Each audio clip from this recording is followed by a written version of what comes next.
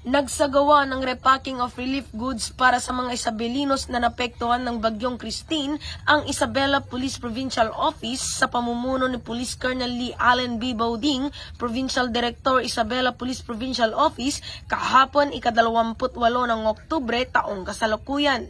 Kasama sa nasabing paghahanda ng relief goods si Miss Royce Andy Octavio, Project Staff GMA Kapuso Inc., First Isabela Provincial Mobile Force Company at 95th Infantry Battalion Infantry Division. Dahil sa matinding gupit ng naturang bagyo, nagdulot ito ng malawakang pagbaha sa lalawigan kung saan maraming kabahayan ang bahagyang nasira, marami ring alagang hayop ang nasawi at napinsala ang mga pananim tulad ng palay at mais. Sa kabila ng lungkot na naramdaman ng mga nasalanta, lubos pa rin ang kanilang pasasalamat dahil ligtas sila at alam nila na hindi sila pababayaan ng gobyerno. Nagpayag ng taus-pusong pasasalamat si Provincial Director sa mga stakeholders na nagbigay ng relief goods para sa mga biktima ng bagyo.